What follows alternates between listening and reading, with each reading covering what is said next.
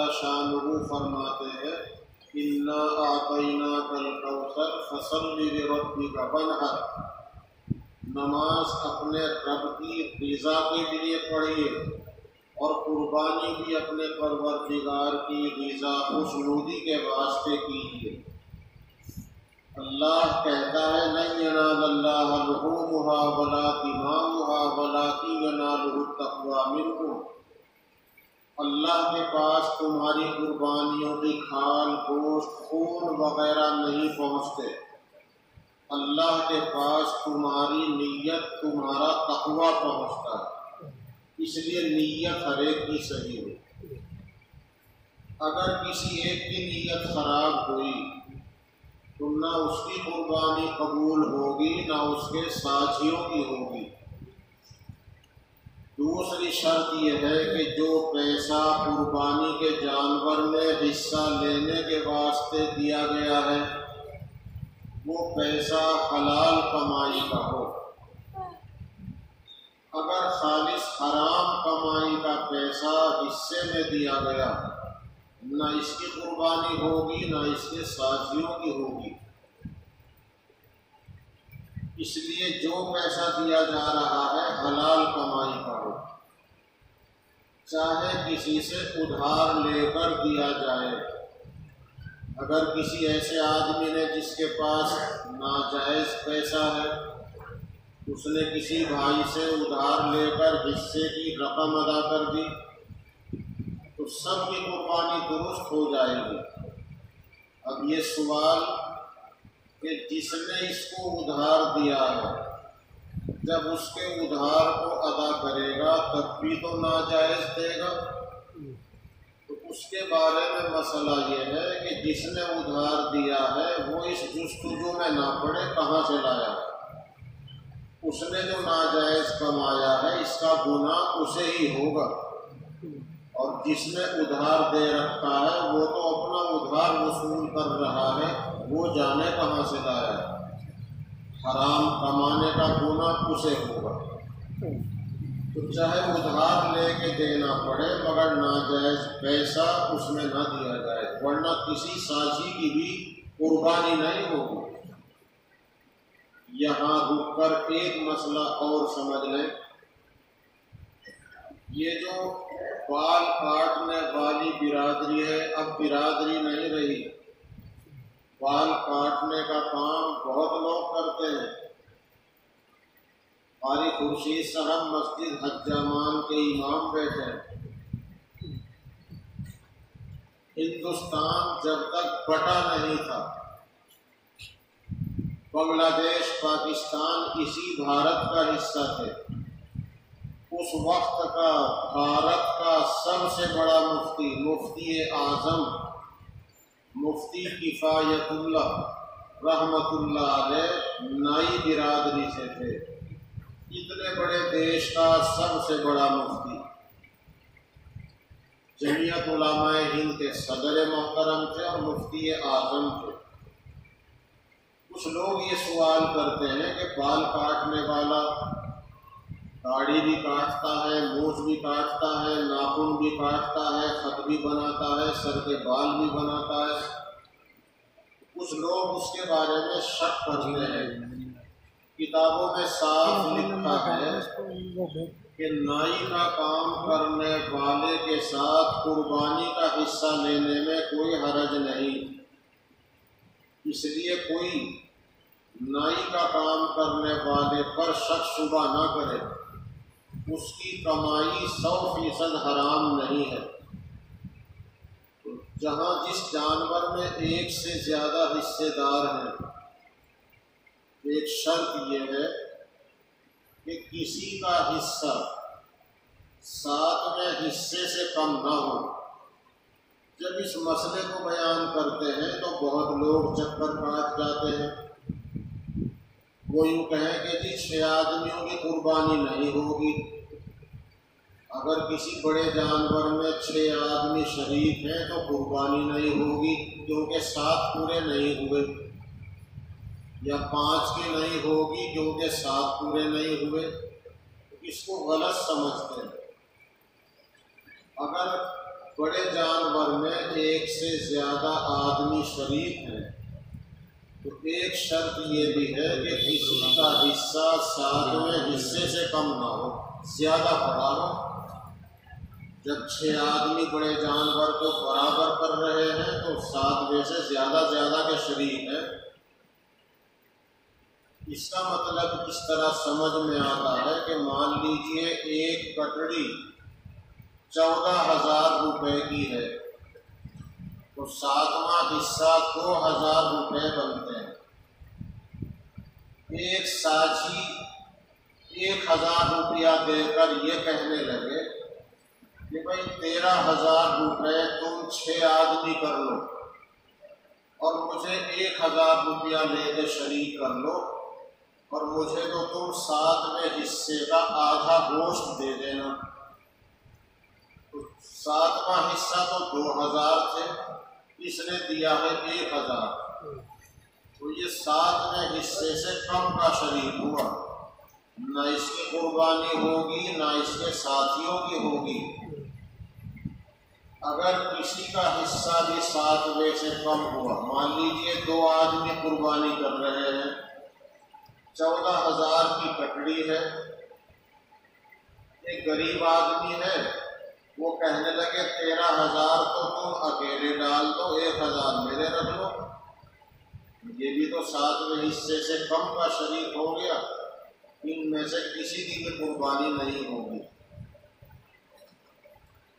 کبھی کبھی ایسا ہوتا ہے کہ غریب بھائی ہیں، وہ قربانی کرنا چاہتے ہیں، دل چاہتا ہے کہ ہم بھی اللہ کو راضی کرنے کے لیے قربانی کریں، لیکن موقع نہیں، گنجائش اتنی نہیں۔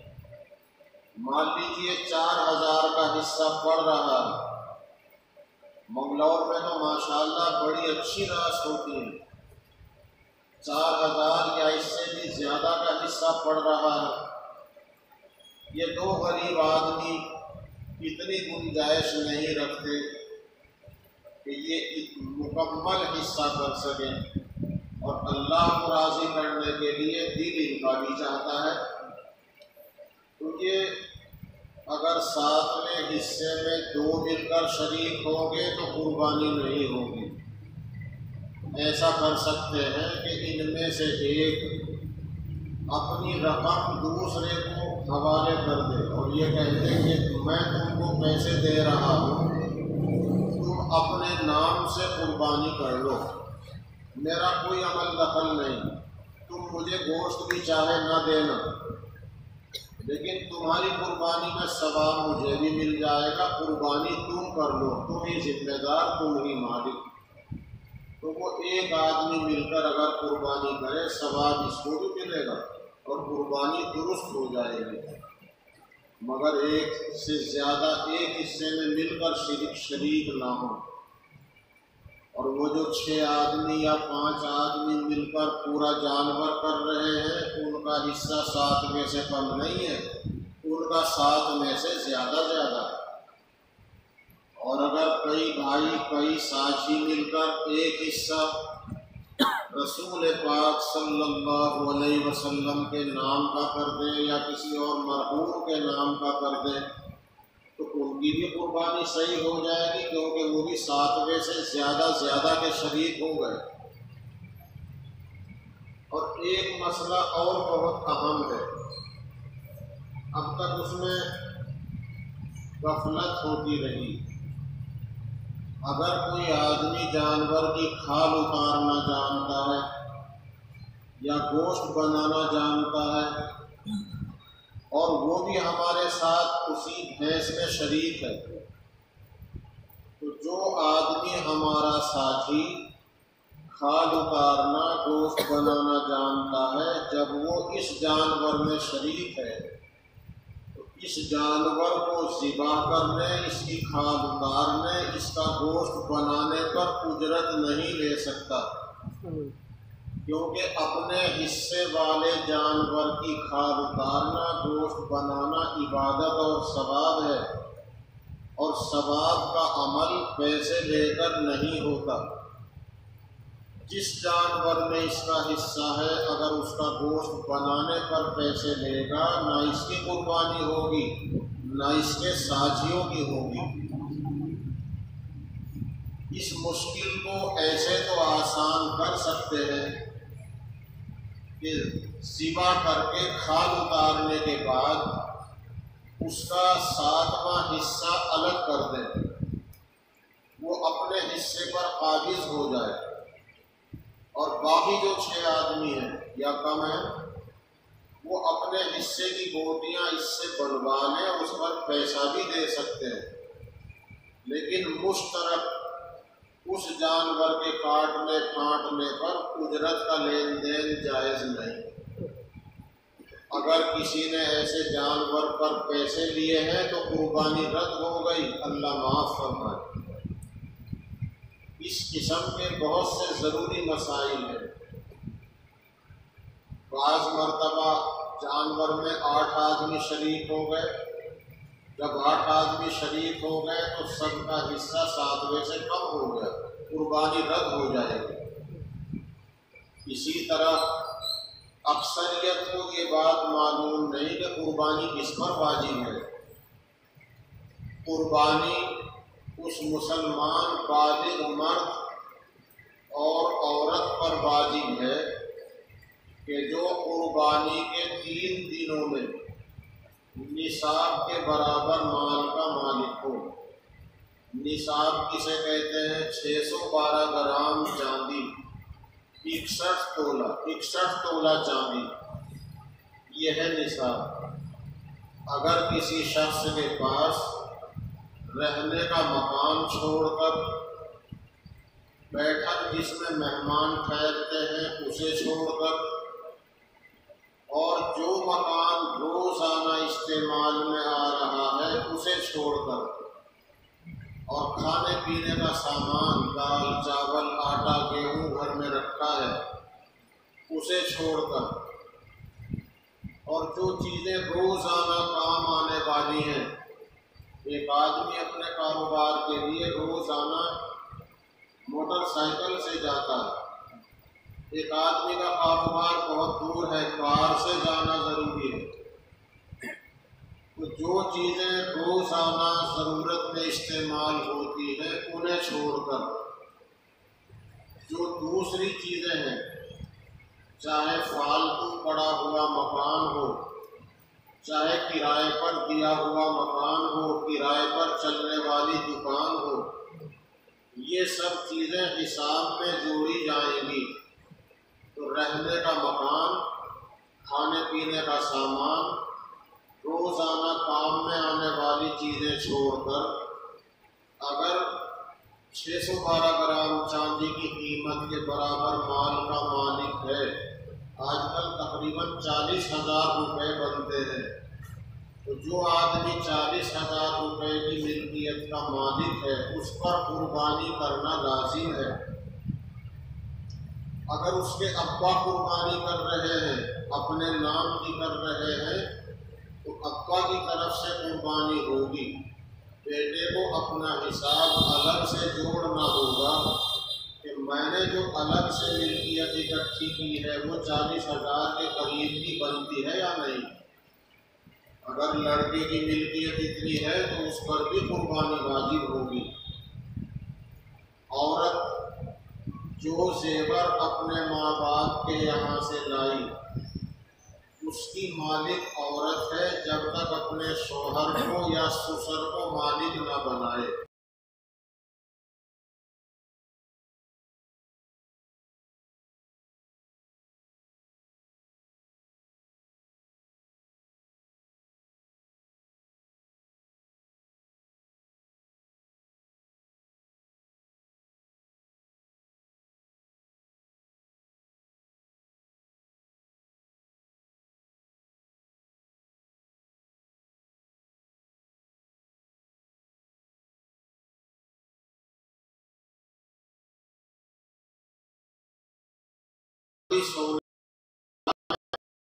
زکوٰۃ یا قربانی ہوگی اگر نصاب کے برابر ہے، تو عورت اس کے پاس تھوڑا بہت،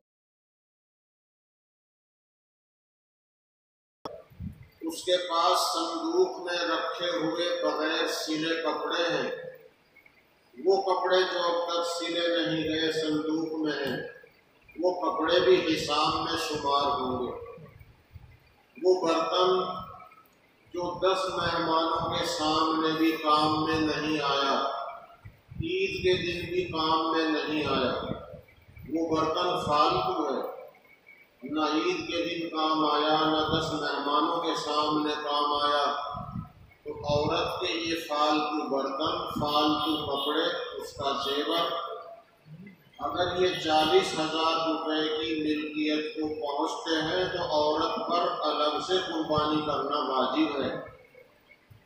تو بہت عورتوں پر قربانی واجب ہے مگر نہیں کی، یہ بھی ہماری غفلت ہے۔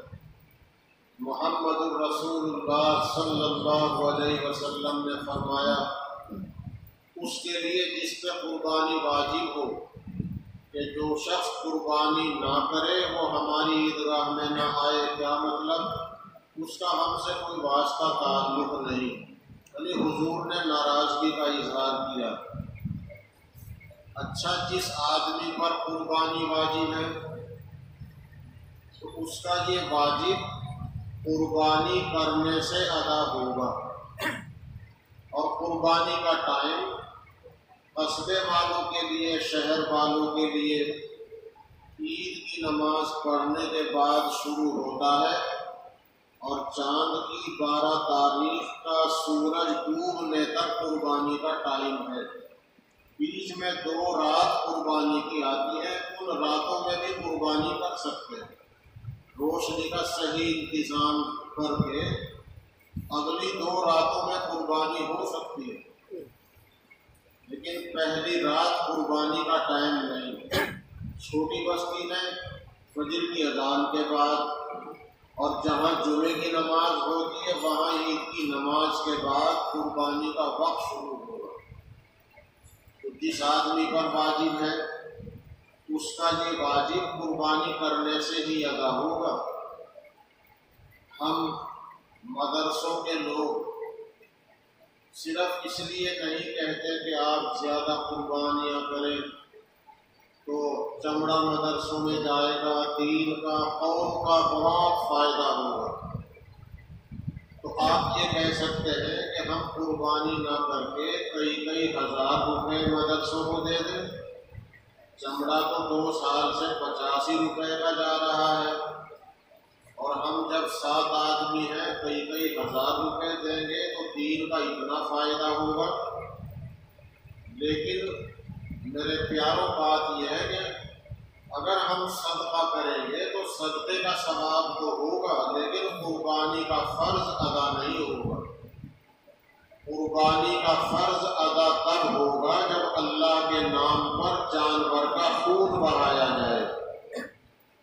تو قربانی کی جو تاریخ ہے، آخری چاند کی 12 تاریخ، سورج چھپنے سے پہلے جانور کو ذبح کرنا ہی لازمی ہے، اور اگر کوئی آدمی کسی وجہ سے نہیں کر سکا